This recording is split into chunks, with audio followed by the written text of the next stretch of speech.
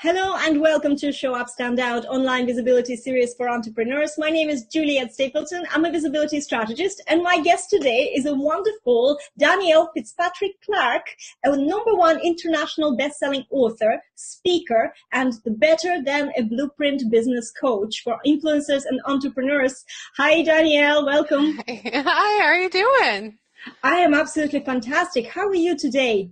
Good. I'm very chill today, so.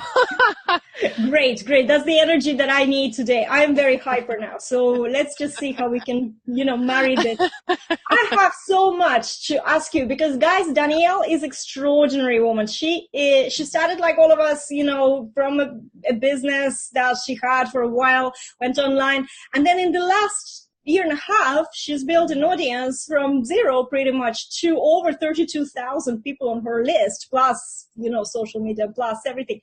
That's extraordinary because, 1.5 years, it's like 18 months, that's nothing. It's nothing in the grand scheme of things. So this is absolutely fantastic. How did you do that? Well, I'm not going to say it was easy because that would be lying. I would say that it was consistent and intentional action. So, and when I say consistency, it's like, there was a lot of mindset work that I had to do to overcome the fears of visibility, which, being an entrepreneur for 10 years and no one even knowing who I was until a year and a half ago, that crippled me for a while. So it was really working on the inner game first so that I could step forth and take action outwardly. So that's in a nutshell, that's what it was. So consistency and intentional action.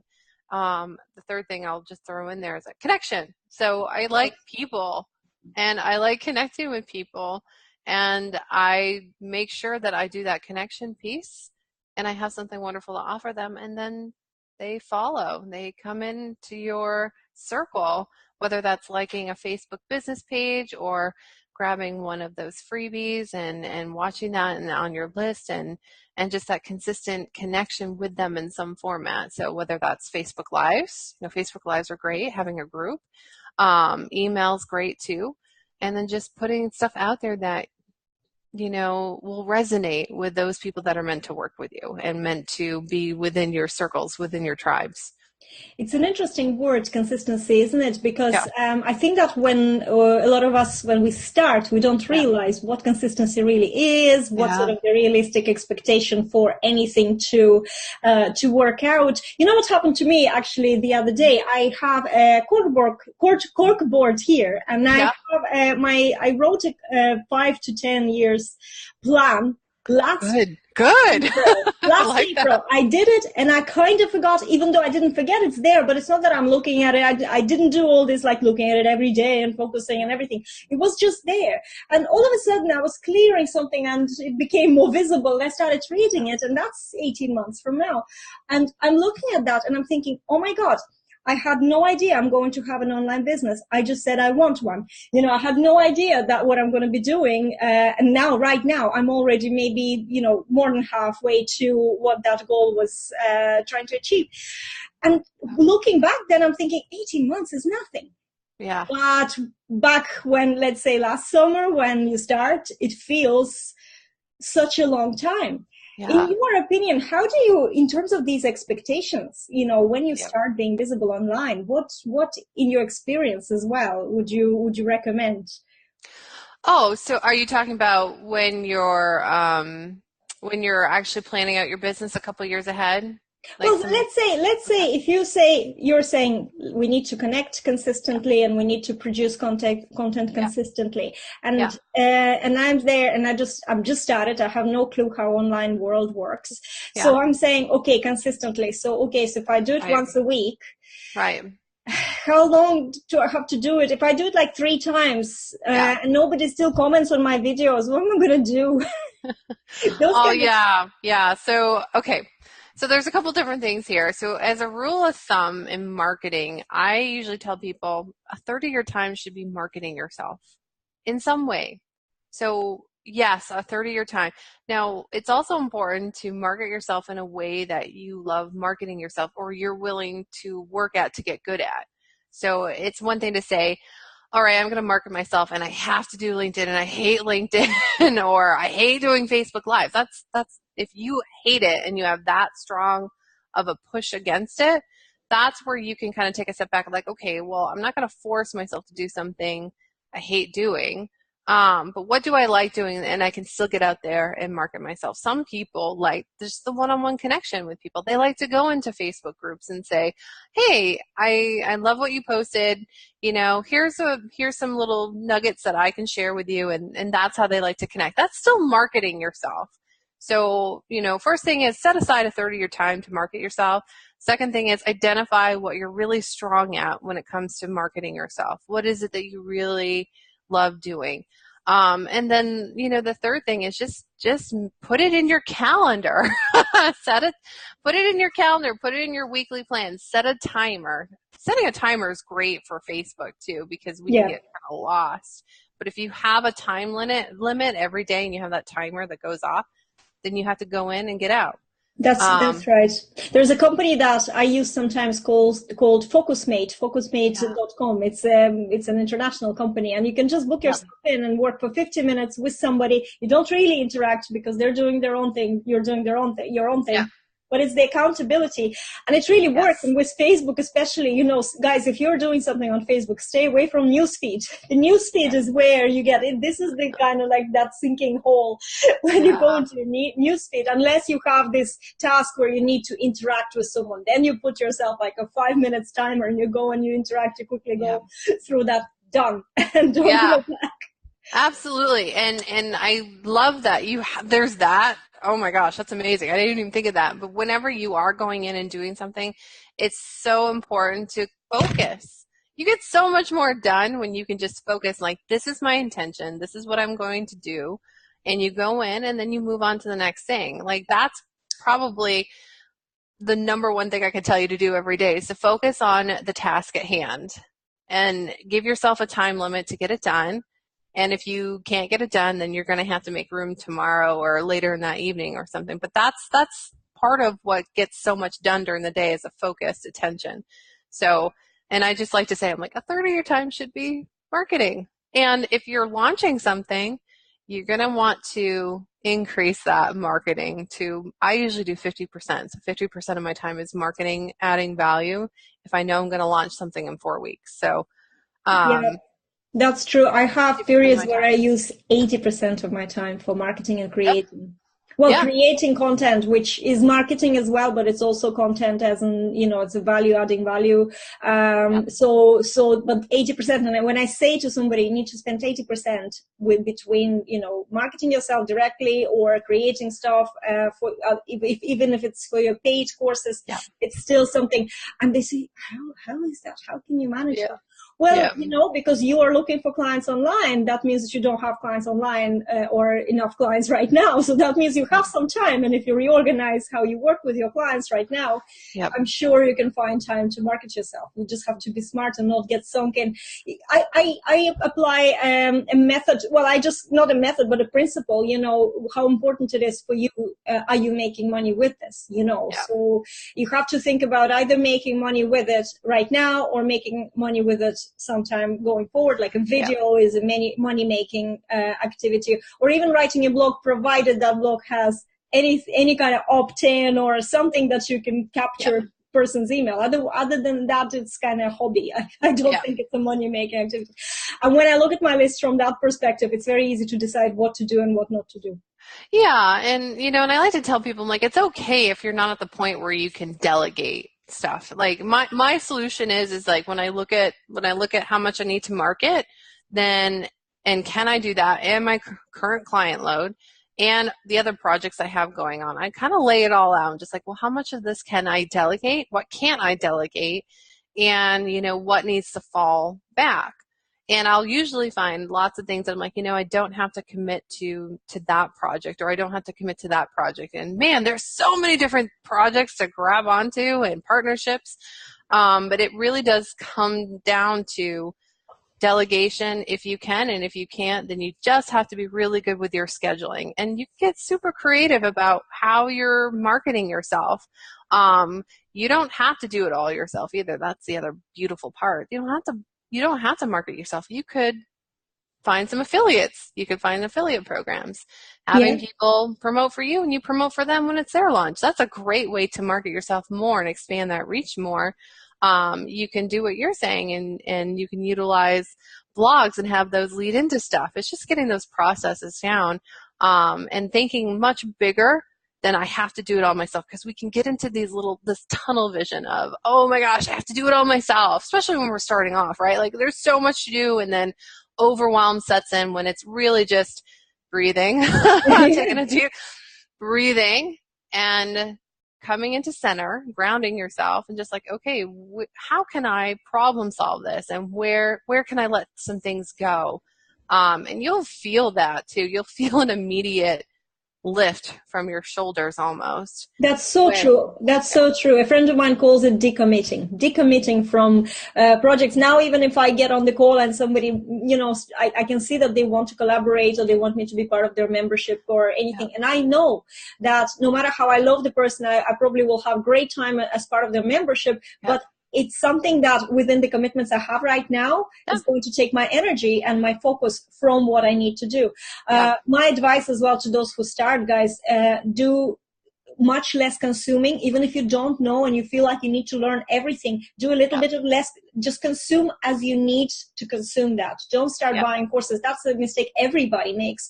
But that's as somebody who went through that, don't go through that. It's like it's a waste of time, because you're not going to even perceive. You're not going to consume this information in the right way. Most of it will go into one ear, comes out of the other, and you don't implement it straight away. Yeah. Well, you know what's interesting about that, to what you're saying, is that there's a lack mentality when people are thinking that they need to consume more, right? There's a piece of them that feels like they're lacking in some way. And there's a core issue underneath that, which a lot of times is self-worth. Like, I'm not good enough to figure this out on my own, so I need to buy someone else's courses. And so to piggyback off of what you're saying, which is beautiful, it's really, when you identify that, then it's time to work on that inner game, which is why I talk about the inner game so much, because it's so essential. Go into like, what is going on where I feel like I need to buy that course? What's going on within me where I feel like I need to take time away from what I'm really supposed to be focused on, or what I really feel like I need to be focusing on, to go and consume that. So as soon as you see that you're getting pulled away from your goals, or what you're supposed, I don't want to use supposed, I want to use feel, what you feel you should be focusing on, that's when you get to take a step back and come in, breathe, again, breathe, take a deep breath, and come into what are those feelings of lack really meaning for you? That's the inner gameplay. And when you can do that, and when you get really good at recognizing when you're pulling away from your purpose and your goals, then you can breathe and take a step back and go into that. Okay, so maybe I'm feeling like I'm not good enough. Fraud comes up a lot for people. Like, I feel like I'm a fraud if I don't do all this work. And if I don't do all this first, and I need to know everything. Oh gosh, isn't that like the entrepreneurial trap right there, the fraud? It is, yeah. It's such a common thing, imposter syndrome. It's such a common, and everybody goes through that. And even at next level, you'll go through that. It's like a natural thing. You just know how to deal with it better every time. And you're gonna find that you're gonna find that even if you try to push it aside, guys, it's gonna come back, and it's gonna come back as an even bigger monster, like right in your face. You can't like go around, like, I always try, I'm like, can I go around this? Do I have to deal with this right now? And you can keep going around it, but it's going to keep coming back and coming back. And checking in with your feelings and where you're feeling pulled away from your purpose and your goals is the first step. And my goodness, when you do that, when you come back into center, things just open up. You come to places of solution that you didn't even know. I'm like, I would have never have gotten to that creative solution if I hadn't just taken a couple minutes to work on myself and where my feelings of lack were coming from, or self-worth. Yeah. It's so true, and a lot of people dismiss this at the beginning. But Yep. the journey as an entrepreneur, and for some reasons online, even more so to me anyway, online it became very obvious that it's a journey of self development, and it's great because it has great Yep. rewards. You know, you do learn to face your fears. You do learn to look deeper into your resistances. Is it a real resistance, or is it something that you just think that you're resisting? Like live video, sometimes I know you said earlier, you know, if you hate live video, make sure that you do a few before you decide Yep. whether you hate it or you're just not sure because you Good didn't point. do it before. Like, you know, I always say like driving a car, you know, just it Hmm. can be very scary, but then you learn it, and now it's like a normal thing, second nature. Sit down and, you know, sit in your car and drive. But it used to be nerve wracking. So you need to Yeah. decide these things. And I think as an entrepreneur, you just have no way you can just, you know, drift like a vagabond in life. You can't. You have to take responsibility, and nobody else will do it for you. I kind Right. of like it. It's a painful thing, but I feel like I'm addicted to it now at this stage, because, you know, and we are like a spiral. So all your fears will come back. And if you if you just didn't face them, then they'll come back bigger. If you faced them, they'll still come back. You just have to kind of acknowledge them and let them go. And, you know, but it's a Yep. spiral growth. So, Yeah. you know, that's what happens.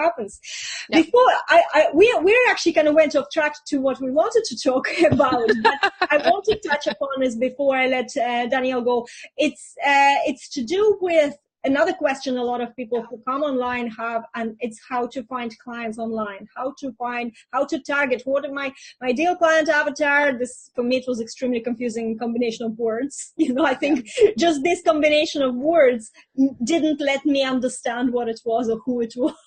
Yes. From that, and how to target, and I know that you have a gift for us today. So Yeah. before we reveal what this gift is, maybe we can talk about your system. Yeah, so, oh gosh, and this is kind of what I love to tell people. I'm like, there's nothing wrong with your approach. Like, you're not right or wrong. You're learning, and the more that you can forgive yourself and let things go, the sooner you're going to really start getting what it is that you need. That also helps with target client attraction, targeted marketing for client attraction. And a lot of times we want to serve everyone, but we don't know who we serve best.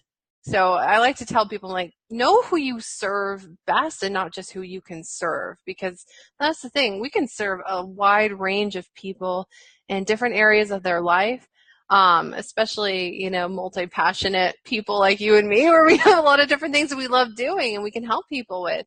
So I like to say, and like, you really want to focus on who you can serve best, who in the past you have done amazing things with, and it just feels good, and that energy exchange is incredible. I have so many clients where it's like a dream working with them. It's like a dream. I love them. I want to be around them. Yes. We have these aha moments on every single phone call. And even if there's a block or anything, they know that I have their back, and they trust me. And we come to that solution just either immediately or within the next couple phone calls. Those are the clients that I am like, oh my gosh, I just love you. I wish, and they're the ones that threaten to move to my backyard because they want to be around me all the time. But those are the ones you want to focus on, because where those target clients are is where you found the first ones and how you That's true. attracted to the first one. So one of the things, the first thing is like just being really grateful, like really grateful for the ones you have. And if you don't have any yet, no worries. Imagine who you want to work with. Imagine who you want to be around with. A lot of times you can tell just by who you're following, who you're connecting with, colleagues, coaches, that, wow, I would really like to have clients that are like that. That's Mm. part of your target marketing. Great. So now it's time to pinpoint, what is it about those people that just lights you up, that makes you feel amazing. Start writing down those qualities. Write it all down. Write it all down. And I'd like to throw in, like, how are you feeling when you're around these people? Are you excited? Or is your mind just open? Are you expansive? How are you feeling? And writing that down so that you can come back to it. Sometimes people work really well with pictures, so they bring in pictures They do vision boards, and that works really good too. For just however you learn, that's where you want to start with. So, and the next thing is like get to know them intimately. Like you should know their type of toothpaste intimately, right? It's so Are they true. a Colgate person or a Sensodyne, or you know what I mean? You should know that about them. And it's really funny when you've imagined these people and you've written down some intimate details, and then you just happen to see on Facebook somebody who makes the cut, who's just like that. So know them, know what it is that makes them tick, and also know what their pain point is. And 80% of the people that are going to buy from you do have some kind of pain. They're willing to pay to get out of the pain. 20% are more like I'm willing to pay for self-improvement. So just actually knowing which one you want to work with and play with is important first. But know what it is that is keeping them up at night. And a lot of people are just like, well, they're staying up at night because they're worried about money. And I'm like, okay, well, think about yourself. Are you worried about money? Yeah, I'm worried about money. Okay, great. Is that keeping you up at night? I'm like, no. Okay, so think about what keeps you up at night, something very specific. Maybe it's not just the money piece. There's something usually underneath it. Like what's keeping them up at night is that they're not making any money in their business, and their biggest fear is that they're going to have to go to a 9 to 5 and miss out on playing with their kids after school.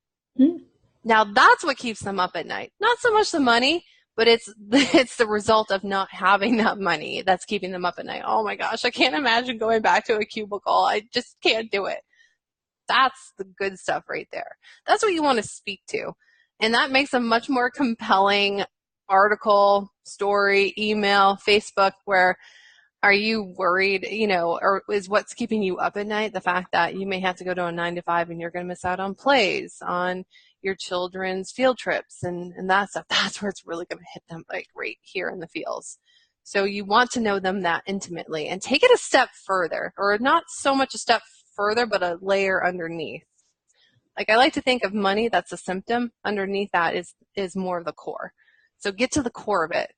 And you're going to find that it's a lot of times, I'd say 90% of the time, if not more, your ideal clients are some version of you, either past you, even a couple days ago, and you're just a couple steps ahead, but you know them intimately because you've gone through something similar, which takes it to the next level, is that you're relatable. So targeting your ideal clients, know them intimately, to the point of knowing their toothpaste. That's probably going to be a new tagline.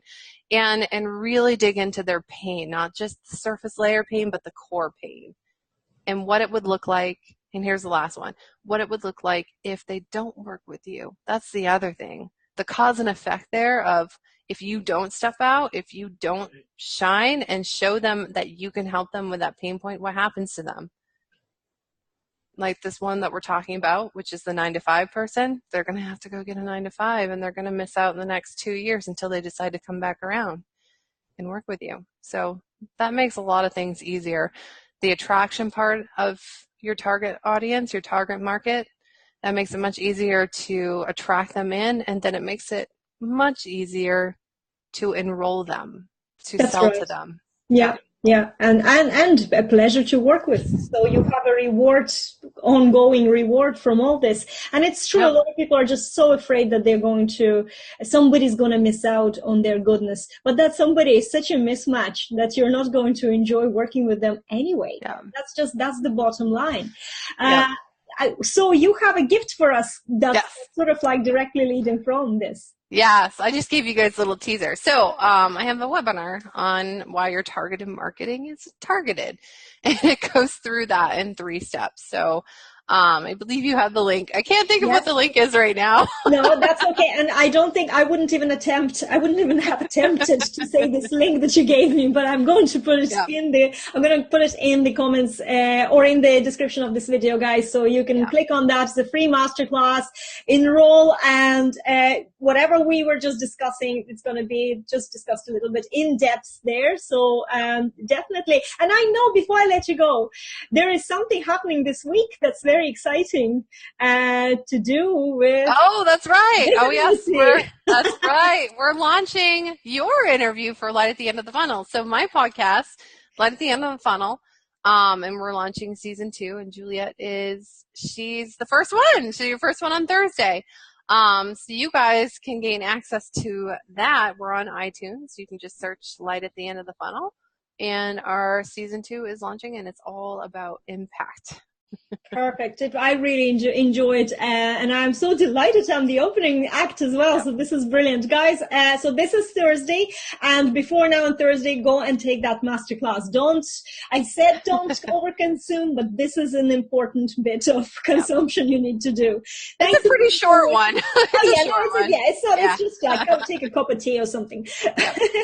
So, thank you so much for watching this interview. Danielle, thank you so much for coming in and really sharing. It's such an important part to understand when you are trying to build an online business, that it's more about you than actually anybody else. And the more inner work you do, the more you align, and everything aligns with you. And then maybe you do it for a few months, and like myself, you look at these goals that you've written out. I say, wow, hang on a second, I am on the right track here. So yes, and it's a fantastic feeling. So I wish you all to have the feeling like that. Danielle, thanks again. And guys, I will see you with another fantastic episode of Show Up, Stand Out tomorrow. Thank you so much for watching. And bye, everyone. Share this video if you enjoyed it. Bye.